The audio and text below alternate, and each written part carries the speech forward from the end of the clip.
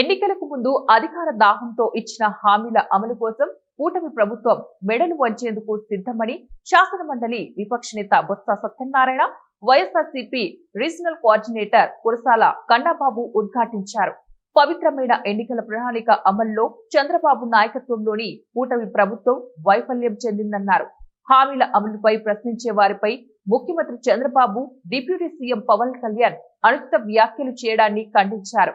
ఏడాది పాలనలో హామీల అమల్లో జరుగుతున్న మోసాన్ని వైఎస్ఆర్సీపీ శ్రేణులంతా ప్రజలకు వివరించాలని చెప్పారు.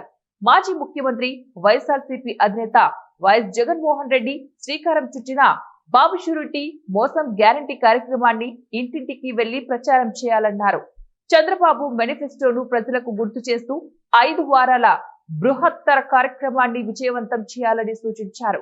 ముందుగా నియోజకవర్గ స్థాయిలో సమన్వయకర్తల ఆధ్వర్యంలో సమావేశాలు నిర్వహించాలని, అనంతరం మండల స్థాయిలో సమావేశాలు నిర్వహించి కార్యక్రమాన్ని అందరికీ కూడా తెలియజేయాలన్నారు.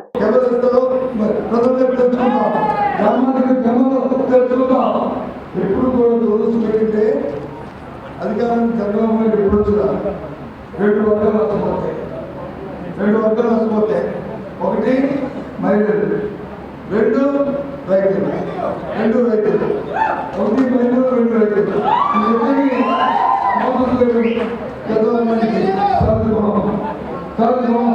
ఇవాళ ఆయనతో పాటు ఇచ్చారండి వీళ్ళిద్దరు బాగా చెప్పండి. ఇవాళ అడుగుతున్నా, ఎందుకు మహిళలు ఇచ్చే అవసరాలు తెలియదు. ఆ రోజు నుంచి ఆ రోజు డాక్టర్ మాకు చేస్తారని చెప్పు ఆకలి నుంచి పొట్టున్నా, కట్టుకున్నా, పడుతున్నా, పుట్టుకున్నా పెట్టి అందరికీ కూడా ఆశ్చర్యంగా బయటకుంటున్నారు. ఇవాళ చెప్పాము, ఇవాళ స్వీకరిస్తానండి.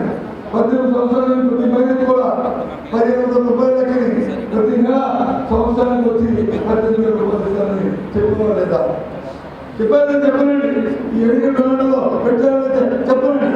ఎందుకు ఇవ్వలేదు అడిగితే P4 పెట్ట, అదేదో P4 అంట, P4 తయారు చేశారు. అదేదో బంగారు కుటుంబం మనకు తెలియదు కాదు.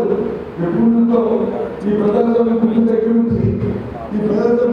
నుంచి ఒక ఎవరైనా ప్రభుత్వం ఉంటే, ఎవరైనా అవకాశంలో ఉంటే, పేదవాళ్ళు ఉంటే పేదవాడికి ఎంతో కొంత ఇచ్చి అని గ్రహించి అనుసరించే పరిస్థితి ఈ రాష్ట్రంలో ఎప్పుడు నుంచో సమాధానం ఉంది.